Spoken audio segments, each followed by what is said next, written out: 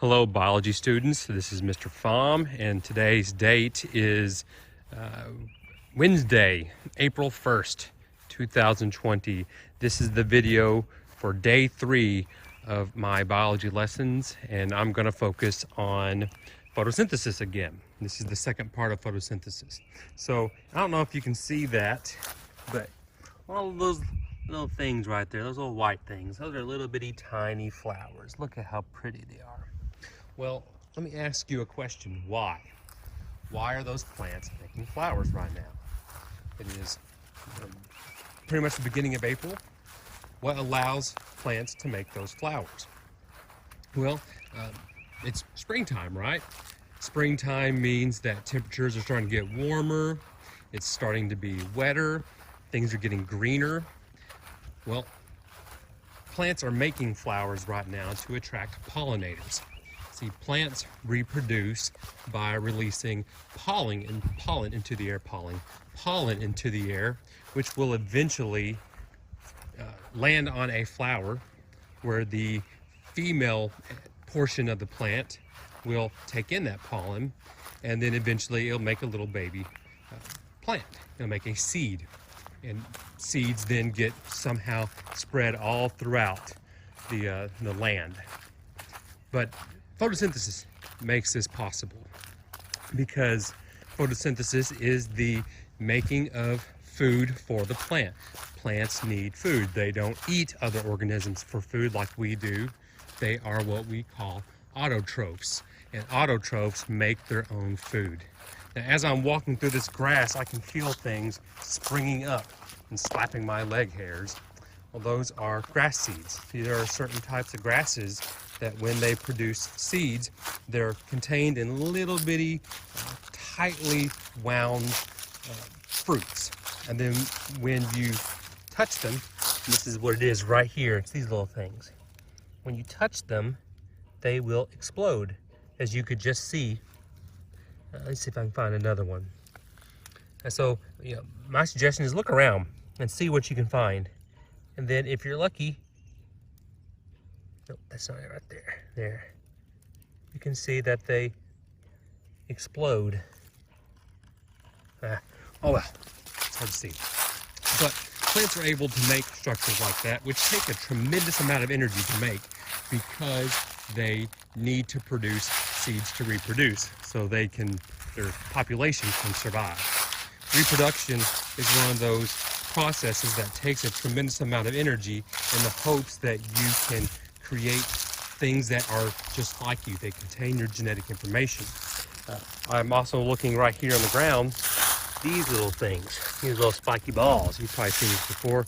These are sweet gumballs, and the fruit that they make is this right here, and they suck. You step on them, they don't feel too good. Well, that is a reproductive structure. It allows the plant to spread these out. And you can see right here, there's one on the tree. That structure was made last spring. It wasn't made this spring, but you can still see them on the ground. Well, what purpose do they serve other than for reproduction? My question is, how do they help the plant reproduce? Well, they're very spiky. And if you're an animal that has fur, you might brush up against it and carry it with you. They are light and kind of rolly. They can roll away. The wind can blow them around some, but they serve a reproductive role. Same thing over here. I'm looking at these little bitty red berries.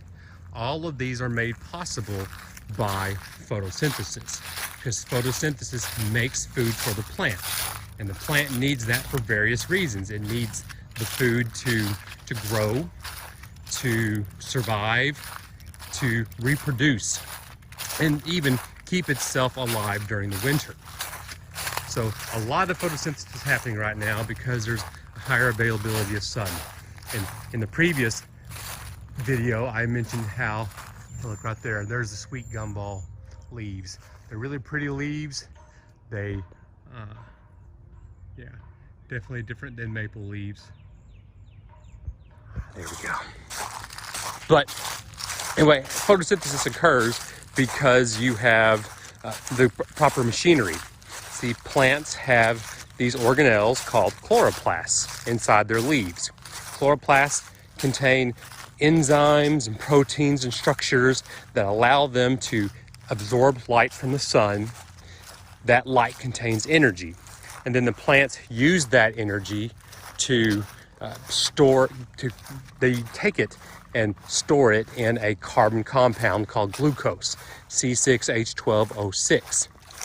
And then the plant can take that C6H12O6, 6 carbons, 12 hydrogens, and 6 oxygens, which is glucose, and they can alter it in any way imaginable. They can add nitrogens and phosphorus and other things to it.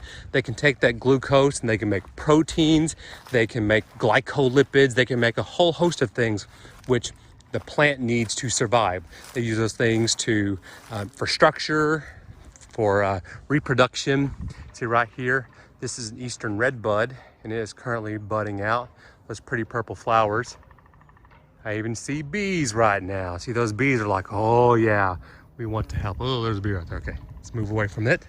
I'm sorry, bee. But anyway, photosynthesis makes this happen. Photosynthesis takes carbon dioxide from the air, water from the ground. Water serves various roles for photosynthesis, but also energy from the sun. It produces two things in the end.